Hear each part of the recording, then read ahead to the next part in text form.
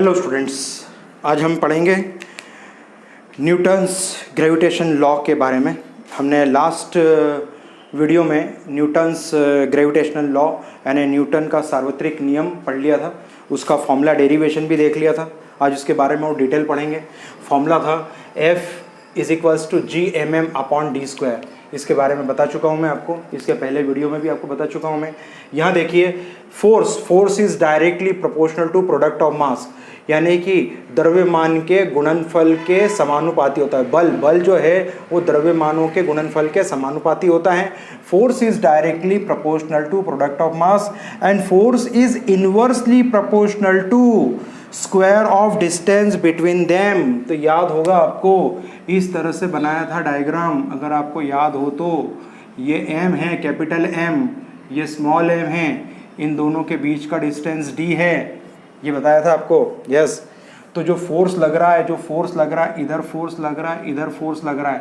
तो ये फोर्स जो लग रहा है, ध्यान दीजिए, ये जो फोर्स लग रहा है, फोर्स जो है वो directly proportional to product of mass, इन दोनों के मास यानी द्रव्यमानों के गुणनफल के समानुपाती होता है।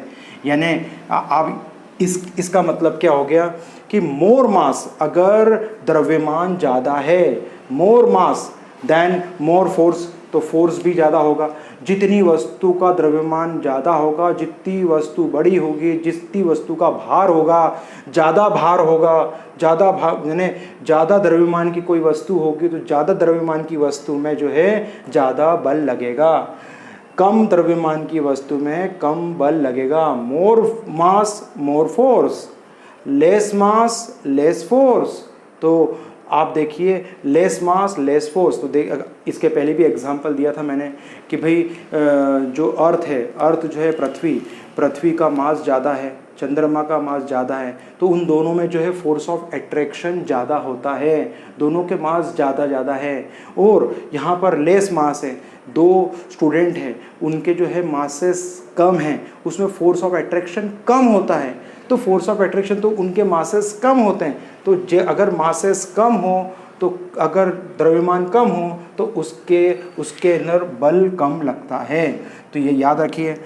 इसका गणित तो सीधा था, इसकी कहानी सीधी थी। क्या था कि मास ज़्यादा होगा तो बल ज़्यादा हो गया, मास मोर है तो फोर्स ज़्यादा होगा, मास लेस है तो लेस फोर्स होगा। इसकी कहानी सीधी है। अब एक कहानी देखते हैं कि दूरी की कहानी क्या है। Force is inversely proportional to square of distance between them. यहाँ पे कहानी उल्टी है। अगर डिस्टेंस ज़्यादा है तो फोर्स कम हो जाएगा, यहाँ पे कहानी उल्टी कहानी है। यहाँ पे कहानी सीधी थी कि मास ज़्यादा तो फोर्स ज़्यादा, यहाँ कहानी उल्टी है। क्या कहानी है? अगर डिस्टेंस ज़्यादा होगा तो फोर्स हो जाएगा कम, more distance less force, less distance more force. तो यहाँ पे ये याद रखना, इसको बोलते हैं इन्वर्सली प्रोपोर्शनल। एक के बढ़ने पर दूसरा घट जाता है, इसे बोलते हैं इन्वर्सली वित क्रमानुपात नियम, वित क्रमानुपाती बोलते हैं, इसे बोलते हैं समानुपाती, इसे बोलते हैं वित क्रमानुपाती। तो मैंने इसके पहले वीडियो में न्यूटन्स लॉ के बारे में डिटेल समझा चुका हूँ, मैं नोट कर लीजिए आप।